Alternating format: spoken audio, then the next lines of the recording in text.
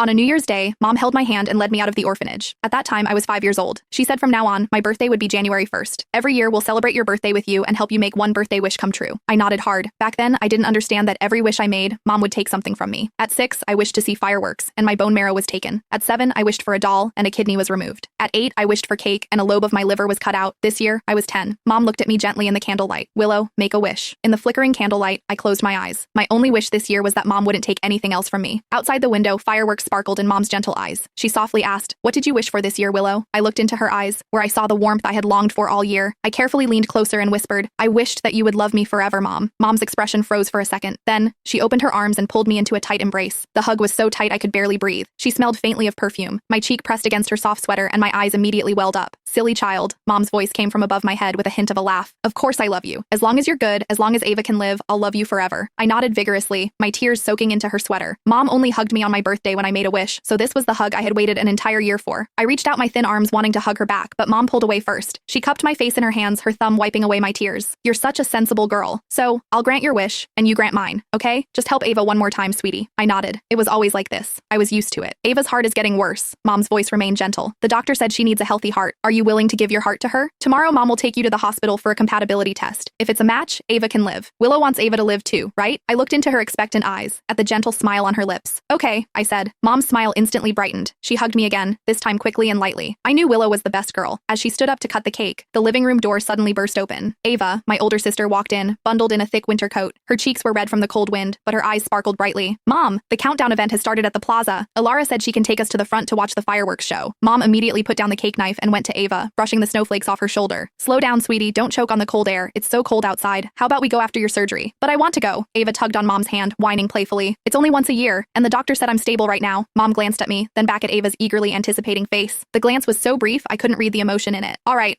but just for a little while. You can't get tired." Mom's tone held a pampering affection I'd never heard before. Then she turned to me. "Willow, you have your compatibility test at the hospital tomorrow. Get some rest tonight so you won't go." I opened my mouth, wanting to say I wanted to see the fireworks too, a real fireworks display. Mom had promised me when I was 6. I still remembered her smiling and saying, "Of course, after you help your sister, Mom will take you." But after I donated my bone marrow on the operating table, Mom just patted my head and said, "We'll see the fireworks next time. Ava can't wait." But the words caught in my throat and I swallowed them back down. Mom was already leading Ava to the door, without looking back. "Willow, don't eat anything after the cake. You need to fast tomorrow." The door closed. I stood there, still holding the piece of cake Mom had given me earlier. The living room fell silent, save for the noisy New Year's Eve special on TV. The host was excitedly counting down. 10 more minutes. The new year is almost here. I carried my cake and slowly walked back to my small room. The storage room had no windows. I sat on my little bed, eating the cake in tiny bites. It was sweet, bitterly sweet. I suddenly remembered that night when I was 7, after the kidney transplant surgery. The anesthetic had worn off, and